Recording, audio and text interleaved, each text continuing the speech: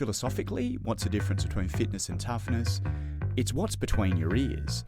Sure, the tough people have to be fit, but if the fit people aren't tough, they're not going to make it through.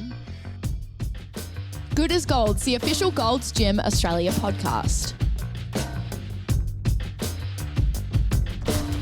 Welcome back to another episode of the Good as Gold's podcast. I'm your host, Callum, alongside Emily, of course. Aloha. Today, we have an amazing episode on resilience, being resilient. What is resilience? Yes, we have the fabulous Tim and Ben from the Resilience Shield. These guys talk to us today on, honestly, all things being resilient, how to be resilient, how our kids can be resilient. There's so much juice in this episode that you guys literally don't want to miss out on. No, and the cool thing is like all the stuff they said was backed by science. Like everything has had like a clinical trial. Yep. Everything is backed by psychological, tests, and it challenged me. Yes, there were some things in there that we can all take away from and actually really implement into our life. So without further ado. Yeah. Proudly supported by Raw Energy, cafe partner for Gold's Gym Australia. Alrighty, Tim and Ben, welcome to the Good as Gold podcast. Tell the people who you are in a snapshot. Two ex-SAS guys with MBAs, we nearly speak for each other. Our biographical details are nearly identical, both born in Queensland, both scholarship to the Australian Defence Force Academy, both graduated from the Royal Military College up to Townsville, where we did our formative years, then did SAS selection at different times, mind you. I'm a sort of half generation ahead of Ben. And then saw the majority of our military service in the SAS regiment. And then kind of my path diverged a bit. I spent the next 10 years in the Middle East working for the UN as a consultant and then running a group of multinational companies, and then came back home in 2014, which is where we reunited. Yeah, unlike Tim, I couldn't get a proper job, so I stayed in the army. No, I loved my military career. I stayed in a little bit longer. So Tim was my second boss in the SAS regiment. The best of the two. I like to joke, out of the three bosses I had, Tim was absolutely one of them. So we had that time together, a year or so together. I then stayed in the unit, ended up as the commanding officer, which was awesome. I had a really amazing military career, very lucky in terms of a lot of different things. And then as I was looking to get out, that was that sort of serendipitous meeting up. Tim had just come back from the Middle East. I was probably thinking of jumping into a big corporate or something like that. Tim said, why don't we start this thing together? Yeah. And don't tell him, but I will forever be thankful. It's been brilliant. Wow. And where along that whole timeline did you guys meet? So we actually met in 2002 at a mutual friend's wedding. I knew I was going to be Ben's squadron commander the next year, and then we kind of spent 2003 in that, let's call it master-slave relationship, Ben. I thought you were going to say sort of Yoda, Skywalker. And then we stayed in touch. Yeah. We probably, in many ways, kindred spirits. I'd done my MBA. Ben was doing his MBA, so we kind of reconnected on that basis. We were both mad CrossFitters, and so we used to, watch each other's performance at the CrossFit Open. Reconnected when we came back, more socially than anything else, talking MBAs and study, we kicked off our little venture here in 2018, and it's just been, it's been an amazing nearly 5 years for us.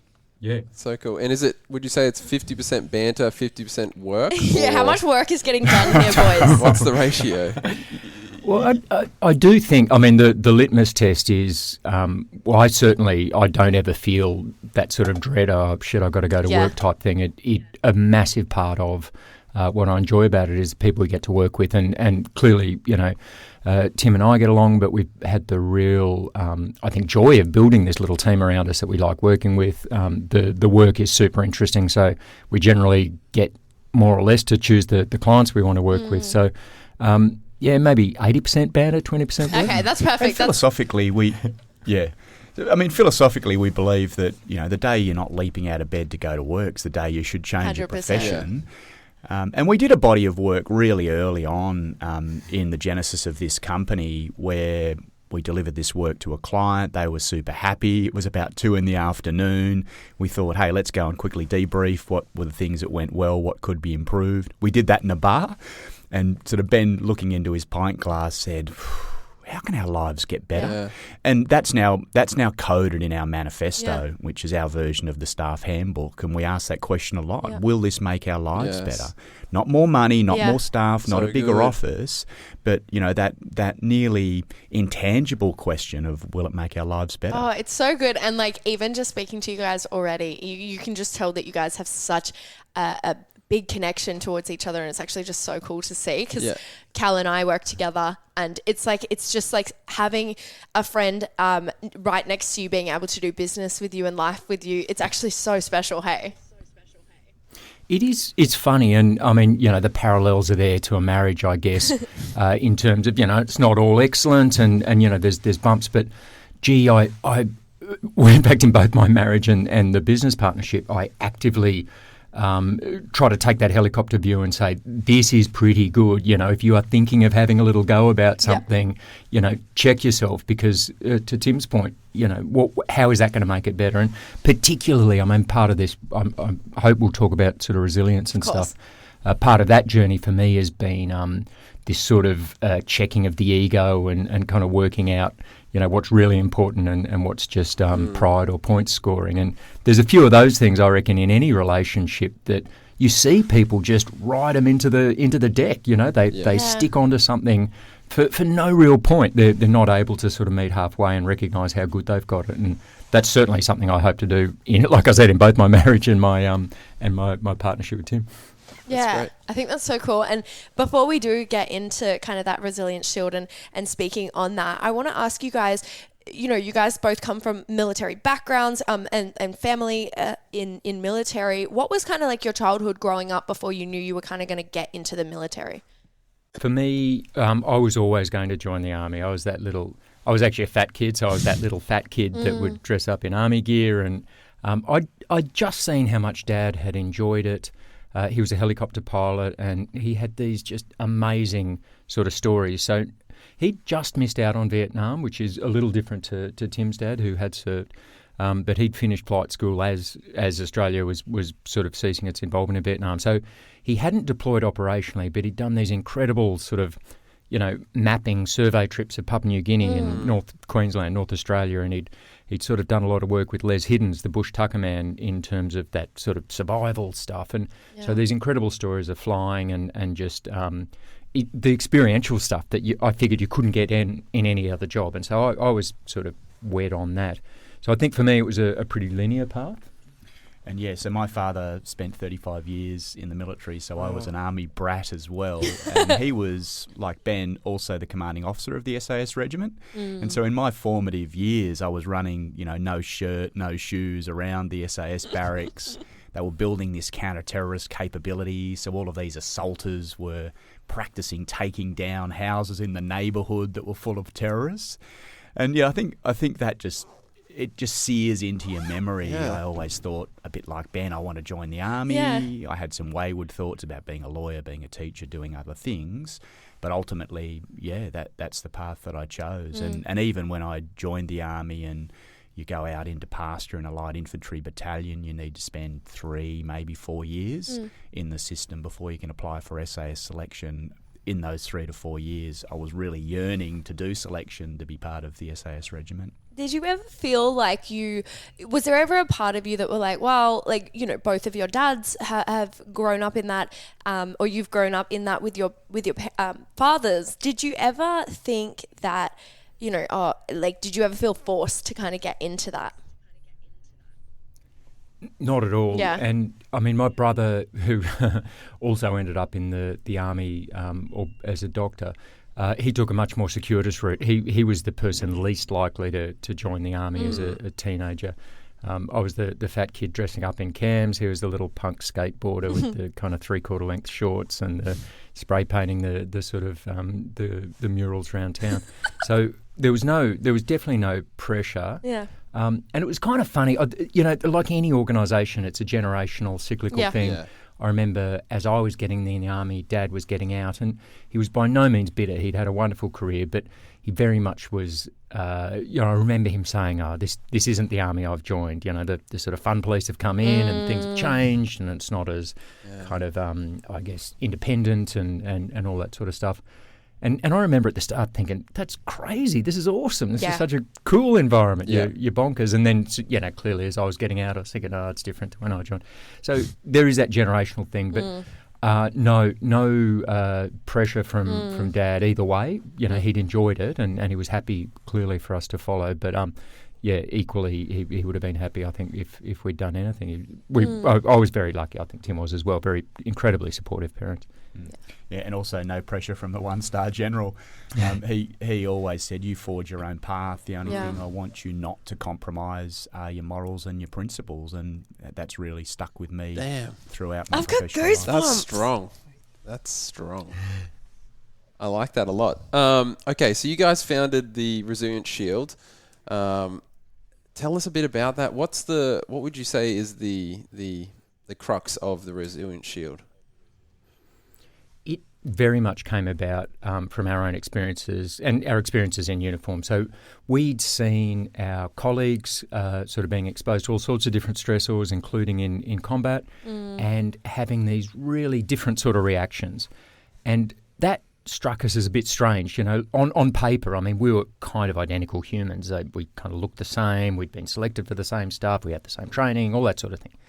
And yet people reacted quite differently in the moment under extreme pressure like combat, and then in the days, weeks, months, years that followed. And so that sort of piqued our interest, that there's got to be something to this thing, this resilience concept.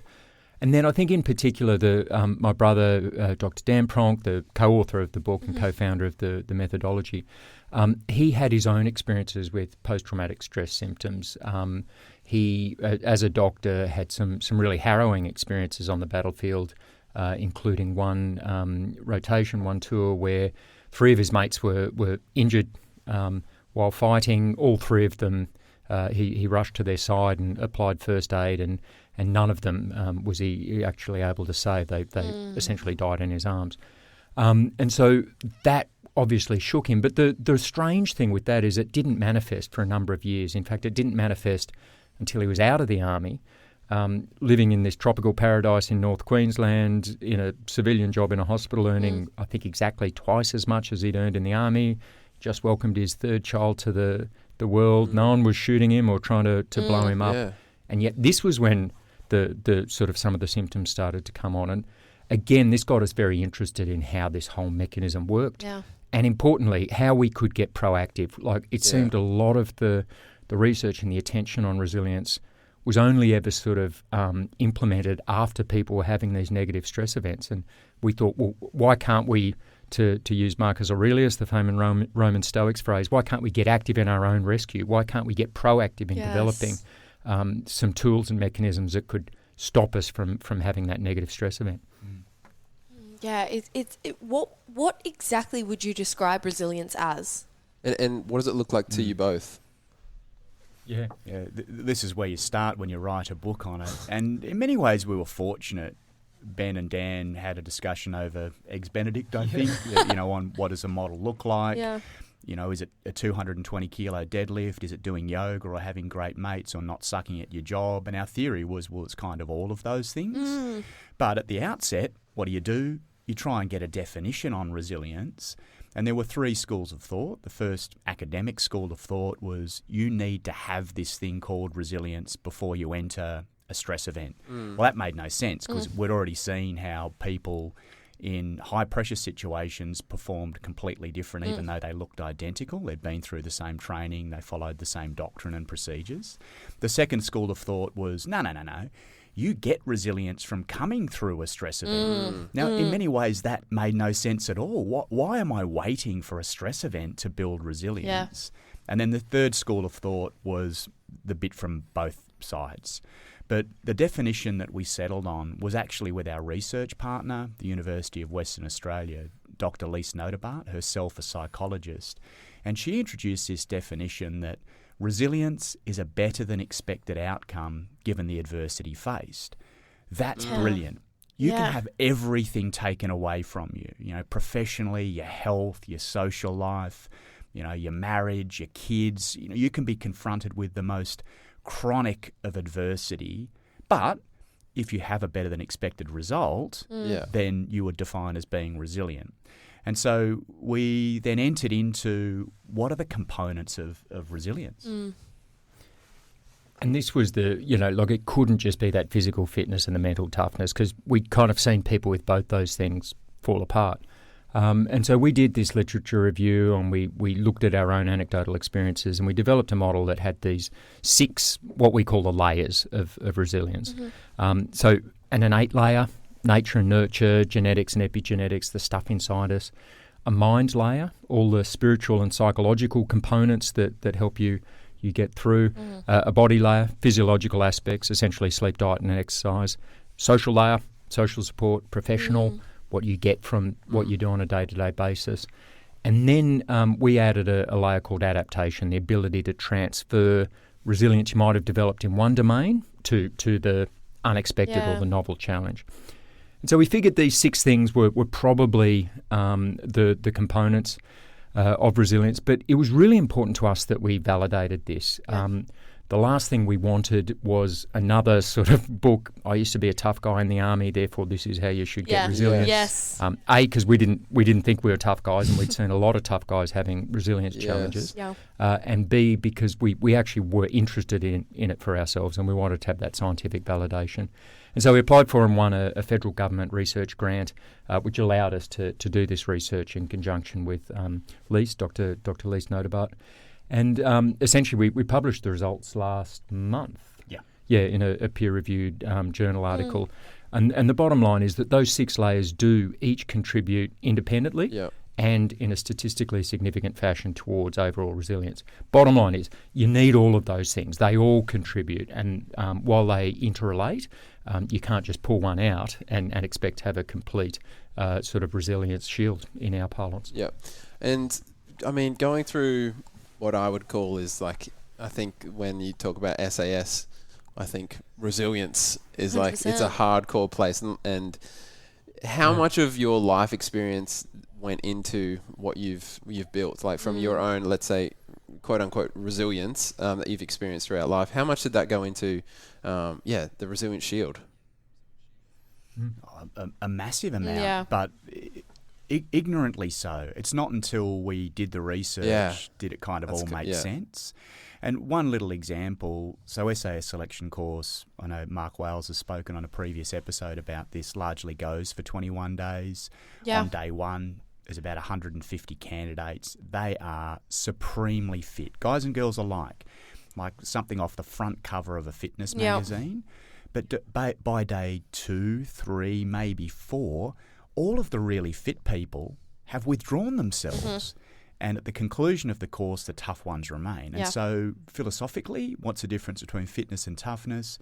It's what's between your ears. Sure, the tough people have to be fit, but if the fit people aren't tough, they're not going to make it through. And so, our first truly modifiable layer is the mind layer. You can't do much about that baseline layer of innate resilience. You sit there with some of that right now, but it's not particularly modifiable. And so Ben has a wonderful line. He talks about the mind layer being the first amongst equals, because that mindset component is what does drive you to go a little further. And ultimately, when you're carrying what you think are unbelievably ridiculous loads or being asked to do things that is unfathomable, it's the mind that gets you through. The body just follows what the mind wants to do. Absolutely. And we actually we took your resilience test online. Awesome. And look, I got 78% resilience, and I'm happy with that. Like, I was quite I was strong. Okay, thank you, boys. And Callum wasn't happy with his. Share. I was salty. I honoured answer. Like, I answered honestly. I got 60%. Kudos. So 60%, and pretty much almost equal across the boards, across the mind, body, work side of things. And I said to Em, I was like, I got 60. Are you kidding? Like, I thought, not I'm a tough guy, but I thought I was a pretty resilient bastard. But can you? I mean, elaborate at all? I know you can't break down my score necessarily. Tell us how resilient we are. Should I redo it and lie? No. Yeah. No. Well, yeah. If you want to feel good, then, then exactly. certainly game the test. And like any self-administered test, there's that sort of potential for error. We've wrestled with how we present these results. The first thing that we want everyone to understand is that in a bell curve, 90% of people can't be above 50% median. It statistically doesn't work like that. And so particularly the shape of this bell curve in terms of our responses, 60% is actually right up if you look at all the responses left of that, it is well and truly above average. The point, though, is that there is so much variance in terms of how people answer and how people interpret questions and all that sort of stuff. We offer that the bigger value is looking in terms of the differences in between your own individual layers, because there is variance both in terms of how people answer the questions, but also in terms of people's own perspectives of resilience. So it's almost counterproductive comparing scores, even though we are aware we give you a score that compares you against the population. So we really stress to people, don't get hung up on the number. Don't hang up your sort of boots on the fact you've got a great 78 is a great score in terms of the percentages. But have a look more about what it means to you. And if Callum, if you're pretty even across the layers, kudos. I mean that to me, I'd take that as a much I guess a better sort of result than any sort of number in the overall score. Yeah.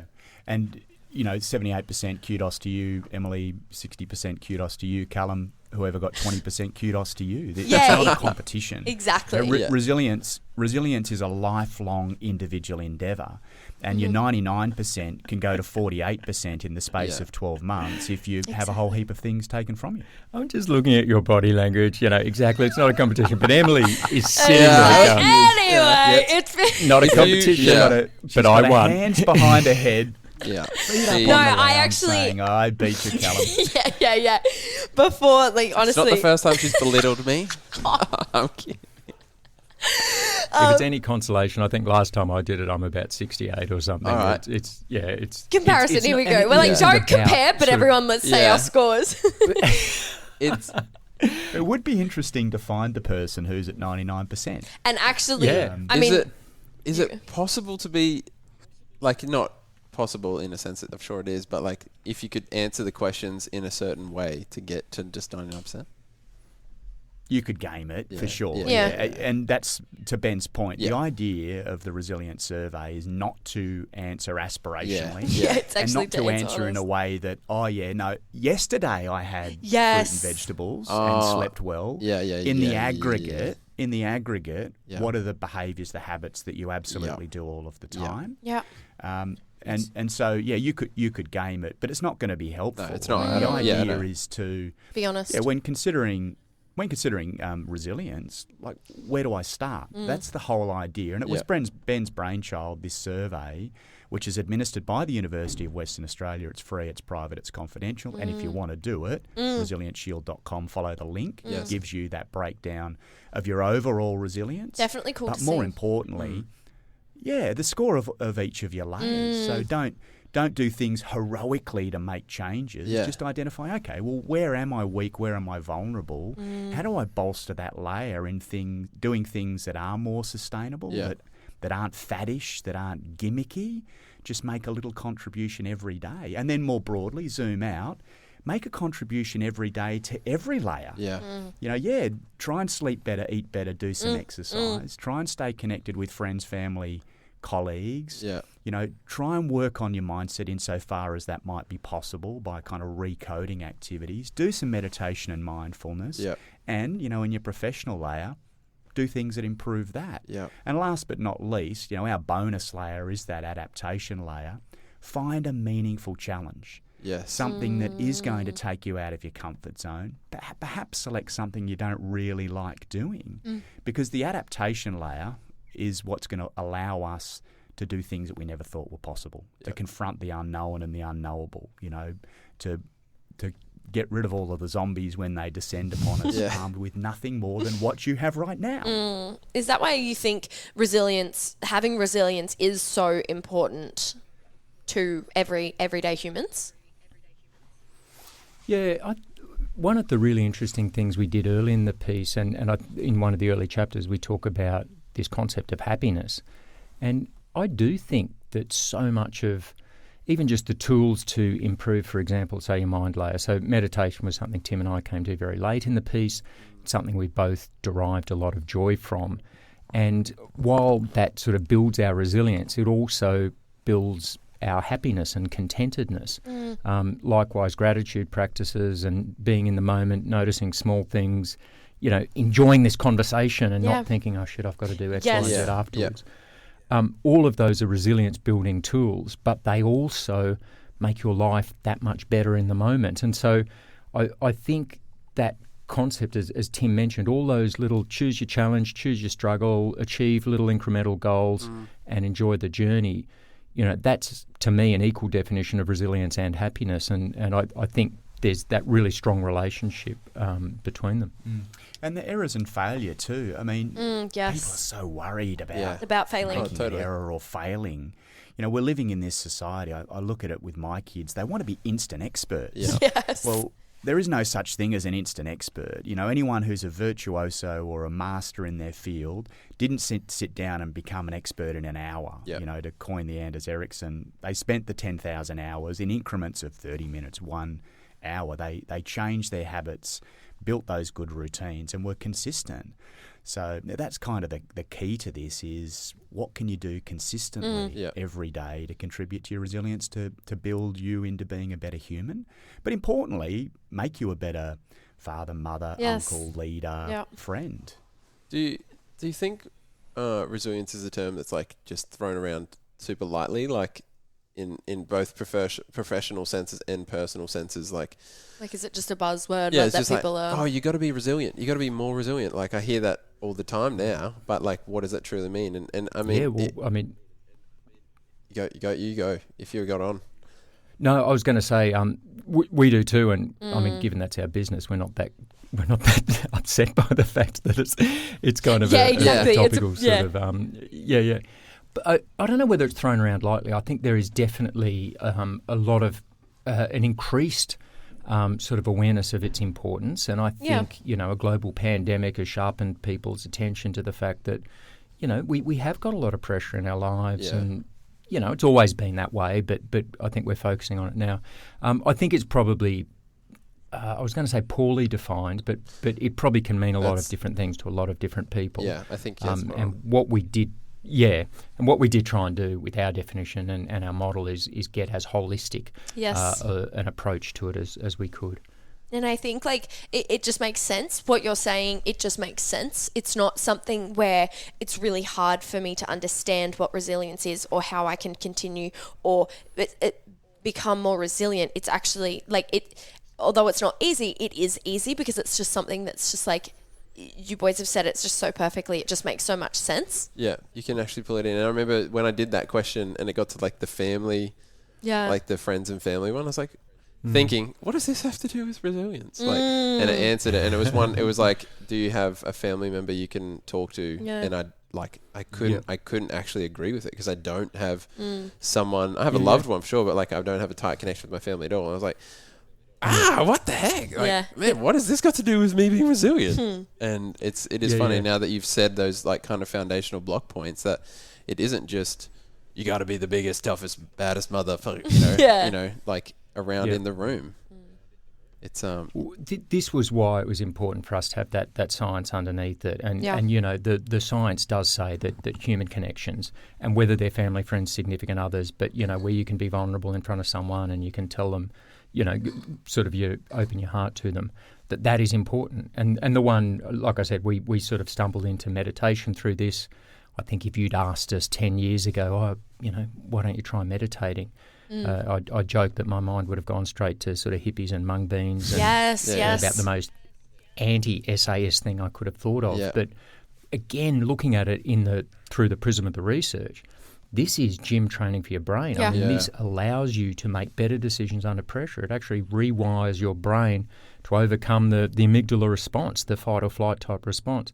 It's absolutely the best thing you should be doing Yeah. if you're looking at being a decision maker or a leader in combat. Yeah. And so the science has been a real eye-opener for us and has introduced us to concepts like meditation and gratitude, which I think would have seen inaccessible, or maybe they've got a bit of a PR problem amongst Australian males or whatever. But that for us has been a great lens to make sense of some of these things that have really subsequently helped us personally and do help others. Yeah, And one of the fascinating things, Callum, on the social part, Yep. that psychosocial layer, it's just anchored in some fascinating research, and without boring you senseless on it, yeah, sure, we want people to be there for us and we Yes. want to be there for others. But, out of Harvard, there's a body of work by a gentleman called Dr. David McClelland, who worked out that 95% of our success in life is attributed to who we hang out with. Yeah. And, more colloquially, people have picked up on that. Yeah. Show me your friends and I'll show you your future, or you're the sum of the 5 people you hang around. But there's research saying that who is in your social layer Yeah. absolutely move the needle on how 100%. successful you are. Yes. Which therefore logically also moves the needle on your happiness, whether you're flourishing or not. Yeah. I love that, and something that I live by is like, how I do one thing is how I do everything, and I just believe that like it's so cool because how you do one thing or the social circles that you're in actually impacts so many other things over here as well. It's And there's research behind this. So a lady called Angela Duckworth, who wrote a book called Grit, which is a great read on aspects of resilience. But she talks about the transferability. There's a thing called the Glick study talking about the transferability. So it's exactly what you said, Emily. If you are able to stick with, I don't know, carrying your shopping bags to your car instead of putting them in a trolley, Yeah. that is absolutely setting you up to then stay through high school, which is absolutely setting you up to stick like it out building through blocks. a tough job, which absolutely helps you sort Exactly. of extend your marriage. There's all these statistics that show the transferability of these things. And that folksy wisdom you just espoused. The way you do one thing is the way you do everything. Yeah. It's a cool way of looking at these tiny little challenges we get presented with every single day. Yeah. Which comes back to that question, can you train mindset? Well, Ben's just rattled off 8 things you can do that sound physical, but they're absolutely training mindset. Yeah, exactly. I want to touch on the meditation and kind of like when we meditate to clear our mind, there's a lot of anxiety and stress and all of these things that happen in our everyday to day life. How do you think stress affects being resilient? Well, it's necessary in our life. If we didn't have stress, we'd be amoebas. We're pretty pathetic, the human being. I'm going to paraphrase some of Ben's stuff here, but we don't have armour, we don't have claws, we don't have poison, we can't run very fast. So stress has enabled us to get to the top of the food chain, largely because we're incentivised by neurochemistry to collaborate at large scale. There's no other animal on the planet that does that. But there's Yerkes and Dodson, 2 academics, looked at performance and stress. If you think about the time that you've performed the best in your life, doesn't matter whether it's physical, academic, in your family life, there undoubtedly will be a stressor or stressors involved. Let me rephrase that. Think of the time you were proudest of your achievement. Nearly guarantee there were stressors. Might have been time pressure, scrutiny from your boss. There could have been fear, pain, or the risk of those 2 things. So the short version is stress is necessary. Yep. We want to embrace the stress. I mean, putting it into the Gold's Gym model, if you went to the gym and lay under the bench press and always push the same weight, nothing would happen. Yeah. You would get to that point where your body's adapted and you're just not going to get any gains. But if you constantly increase the load, then you get the improvement. And that is true regardless of how we apply stress in our life, regardless of whether it's a mental stress or something that we're unfamiliar with or uncomfortable with, whether it's a fear, and I'm talking an irrational fear. Yep. How do you overcome an irrational fear? Well, you confront it in a very measured, careful way. And in doing that, you are naturally building the stock of resilience, but embracing the stress in order to do it. It's like progressively overloading the mind. Literally. That's cool. Absolutely. Yeah. I mean, and we're going to be cautious about that. If we were to zoom out and look back to the 1980s, life was much simple in terms of the amount of information we consumed there. Yeah. And there's research out of the University of California, Los Angeles, that says we now consume 34 gigabytes a day of information, the equivalent of reading a 100,000 word book. But we don't have the purge valves. Our brain is very old. It hasn't adapted to be able to consume that level of information. And that's why we're starting to see issues with people not able to process it, but more importantly, not able to flush the nonsense from their brain. Enter meditation and mindfulness. Outside of sleep, which is critically important to flush the nonsense and to sort of defrag or take out the trash, empty the cache, meditation and mindfulness is also something that we can embrace that enables us to defrag, take out the trash, empty the cache, to flush the crud from our brain. Man, that's good stuff. I was just thinking then I'd had to process my answer that it's still umming and ahhing in my head, but it made me think, because that family side of thing stumped me, that I was like, oh, why is this in this here? Not growing up with a dad in my life, but having a single parent, I thought I had to grow up really, really quick. And I've just recently had a daughter, and it's making me think man, I thought I was resilient because I was young. I had to grow up really, really fast, right? Because I had to do the dad of the house for my family. And now thinking about my daughter, I'm like, all right, so now I'm her father, and you guys having pivotal fatherly roles, being in the SAS, fostering an environment where resilient can be taught at a young age, or not even taught, but like you're saying, it's like you're just in the environment, what does that look like? It's a really good question, and it's a really important question. A lot of the research on sort of the innate aspects of resilience do look at those massive periods of what they call neuroplasticity. So when our brain's changing, it's typically as a toddler and as an adolescent, where our brains are plastic throughout our lives, but those big periods of change. And there's some really interesting research. In fact, we just interviewed Dr. Justine Glick, who was the author of this research, about the physical differences in people's brains who'd suffered what she calls ELS, early lifehood stress. So if kids are exposed to measured stress, like your progressive overload example, then they develop stronger brains. They physically have different parts of their brains are better formed. And these are the regions that deal with things like emotional regulation and mood control and that sort of thing. So the first thing, and we've joked before on podcasts, I'm a little bit of a helicopter parent. I sort of don't want my kids to get exposed to too much. And that's not doing them any favours. We do need to let them sort of have that exposure to wrestle with stressors, to deal with things, to work things out. Yes. Just like you would have done, Callum, in your growing up early. Probably not by choice, but you were in a position where you were faced with these stressors, and it sounds like you had the tools and the ability to process and get through them. I bet you have a very well-developed parietal lobe or whatever. You know what I mean? You've developed those resilience skills as a result, and so we don't want to wrap our kids in cotton wool too much, and so that's a big part of it. I think the second part is modelling those behaviours.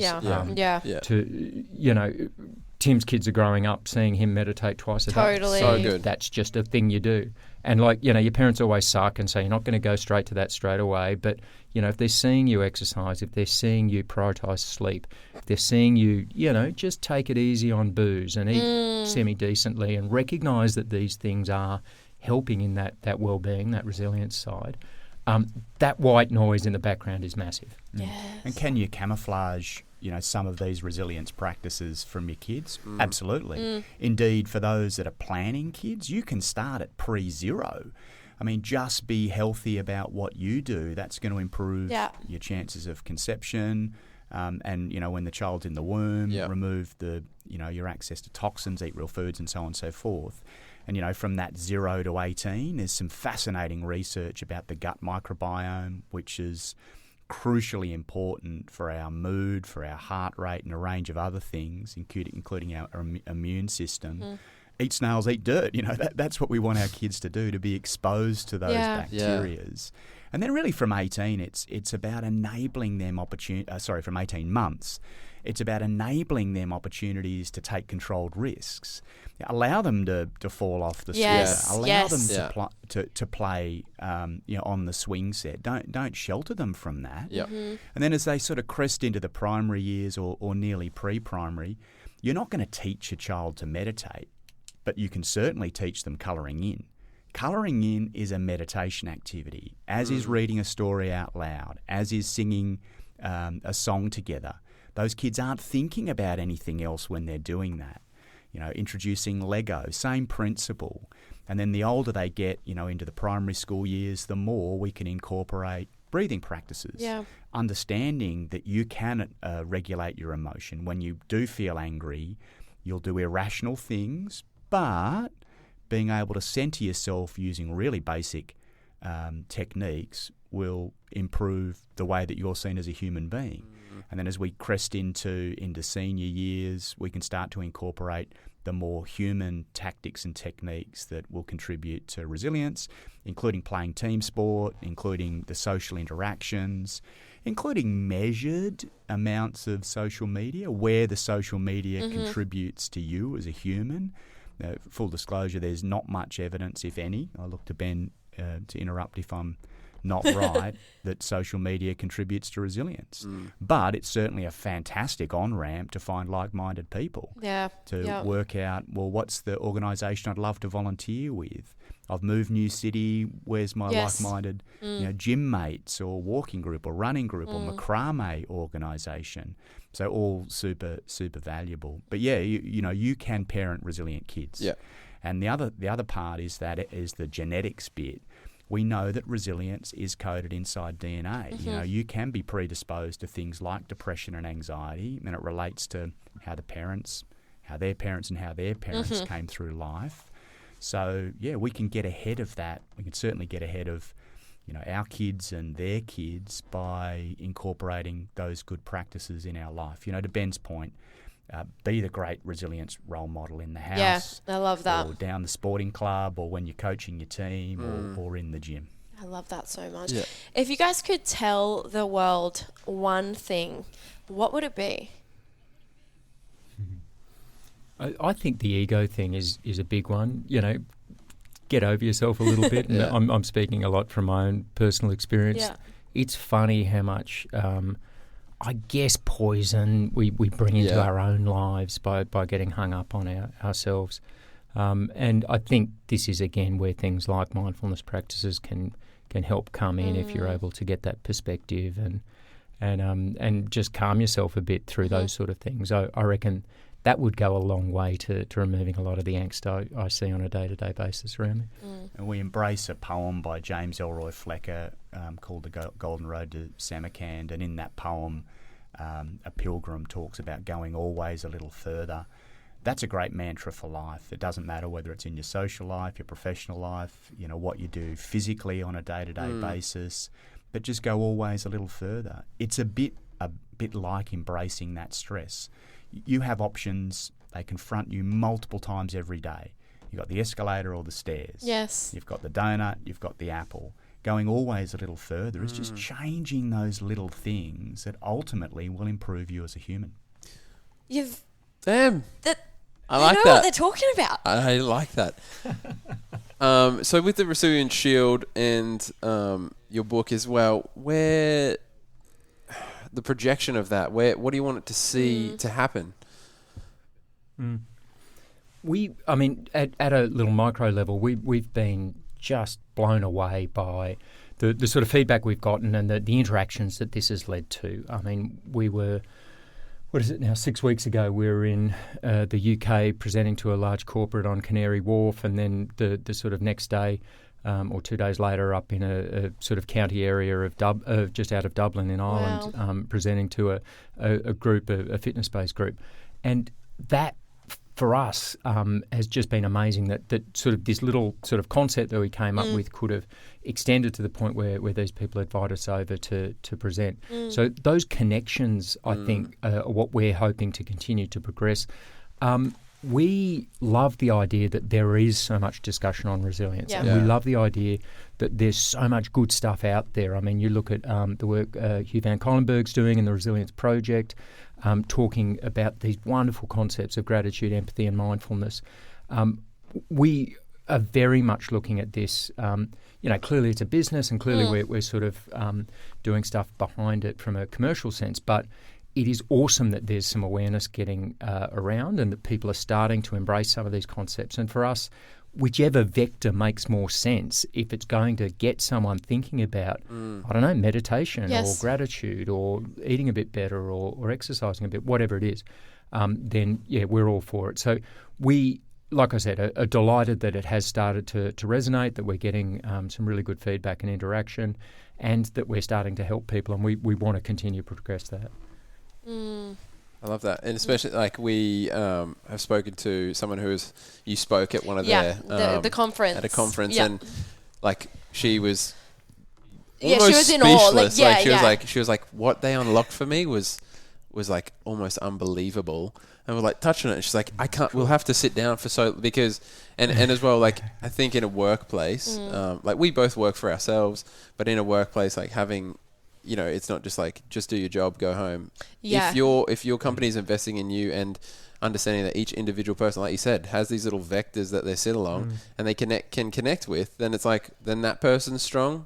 It just keeps going. It's a snowball effect. And like you said, like if you can build resilience in children, those children are going to grow up to be an adult. And if that was lost in that, they'll then teach their kids. And it's then like this big cycle. And it's so cool that it's becoming like it is. More research in it. I didn't even know there was so much. I mean, Tim, we talk about the shield as the iconography, and Tim's got this beautiful line about the shield being for the common good of all. It's not just about protecting yourself individually, and we think that metaphor carries into developing resilience. If you are more resilient as an individual, you are going to be a better colleague, boss, girlfriend, parent, child, whatever it is, and so there's that. Almost that virtuous circle that can spread around. We've also had some great fun. I mean, with Dan. I can only imagine. You guys are... I know, I want to hang out with you guys. I want to have a beer with these guys. Well, we're about to run a retreat on Fitzroy Island in late October, and as I've said to the boys, there can be no one on that retreat that's having more fun than us. That's it, right? We have to have the most amount of fun from anyone. Because in having fun, in being a bit playful, to your point on the banter in the office and beyond, it is inspiring us. And I guess the other thing is the author's journey, like you, Ben talked about ego. You start there, definitely. You want to have your name on the front cover of a book, and you want it to be a bestseller. But the deeper we go into this journey, the more we realise that story that you've told about someone who's like, whoa, now I know where to start. Yeah. Now I know, I've assessed my resilience and what I can do about it. Yeah. I mean, I do genuinely tell people that if only one person ever bought this book, but that person raced up to us in the street and said, this has changed my life, or this has saved my life, that's the reason why the book's been written. Yeah. And, we've had thousands and thousands of interactions like that. Yeah. This book has changed my life. This book has saved my life, which is tragic in itself. Yeah. But such heartwarming stuff. Yeah. I mean, and some of our really fun moments are going to a book club. Book clubs read the book. They say, hey, would you come and have a glass of Chardonnay and talk about the book? Yes. We turn up. It's an all women book club. And we just get grilled, and they kind of love the book. Yes. You have and a it little kind of chat. disproves in many ways. It disproves in many ways that it's just a book for blokes. And in fact, little vignettes about a lady talking about reading the book. She'd actually bought the book for a husband who was having his own struggle, got back home and opened it and read the first few pages and then palmed him away. So you get away, I'm reading the book first. He got captivated in some of the stories. And importantly, also, that they're not just our stories. We tell the stories of people from all walks of life. From Harry Harris, the cave diver, rescuing the Thai junior soccer team, through to many others who have made their way through mental health, illness. Emily Skye, who people look at, she's a fitness influencer, she's famous for being famous, but you don't see the backstory of the struggle. Yeah. All of these things just create this rich narrative, and nearly anyone that interacts with the survey or interacts with the book can really identify with the people in the book. But if you hold the survey at arm's length, you can identify that, that's pretty much me. You guys are honestly incredible and doing such incredible work, and we can't wait to even see some fun on the retreat you are doing. But before we do go, we normally just play a little game. It's a little fast 5 questions. Basically, we're just going to reel them off, and you guys just have to answer them as quickly as you can. Okay? Good stuff. Okay. First is introvert or extrovert? Absolute borderline centre, gusting introvert as I get older. That's BS. He's more down the introverted scale, and I know that because we've both had psychological tests done of us, and I'm completely in the middle, 50-50. I love my solitude, but I also love company. Yeah, okay. Guilty pleasure.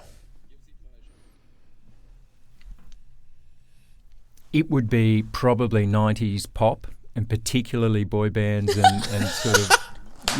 My man.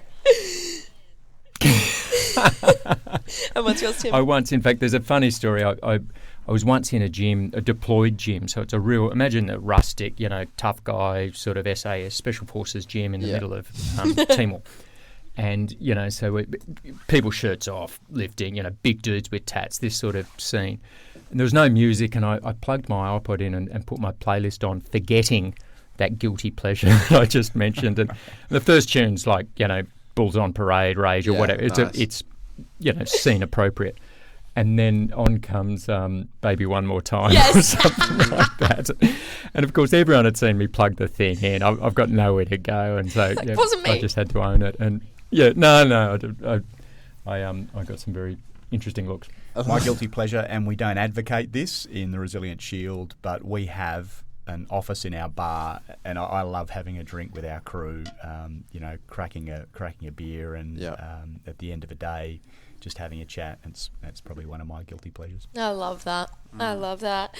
What's one thing to instantly make your day better? I do think meditation. I know I'm banging that drum, but my daily sort of meditation practice, when I say daily, if I get it in every couple of days, it's about average. But I love Wim Hof breathing. I think there's something about manipulating your breath that can really do good things. And then just a period of sort of mindfulness, or even transcendental meditation, which I've got introduced through by Tim. But that, it's still a paradox for me, because there are days where I know I need it, but I can't seem to find the time, even though it would make more time. It's a stupid thing, but when I do it, it instantly makes my day better. Yeah, I'm going to parrot that. I practice Vedic meditation. I went and did the course because I didn't believe in it. I was very skeptical.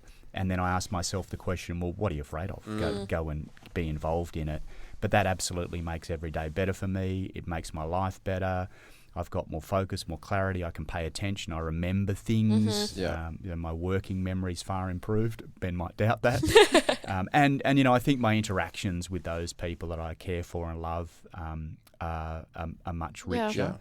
So without question, it's meditation. And I'm try and practice it every day. I meditate most days, but don't always get it right, and that's kind of okay. And your point, Emily, about meditation being this odd thing, you close your eyes, you have these racing thoughts, that's also okay. I mean, a meditation teacher of mine who's done some work with us, Erin, says just kind of surf the thoughts and ask yourself the question, why am I thinking that? Is that a rational, logical thought? That's kind of okay. It's the point of examining or being curious about who you are and what's making you tick. So meditation. I think as well, though, sorry, just quickly on that meditation, end up, like, I remember before I started meditating, thinking that A, I couldn't do it, and B, I was meant to be completely still. Like, I wasn't allowed to even have thoughts. And if I had thoughts coming in my head when I'm meditating, it's wrong, or I didn't do it right. And it's just, that sort of self-compassion and self-forgiveness is a wonderful thing I think you get from meditation. Same. You stop beating yourself up about that. And again, linked to that idea about ego, letting go this idea of being perfect, or thinking, trying to be seen to be perfect.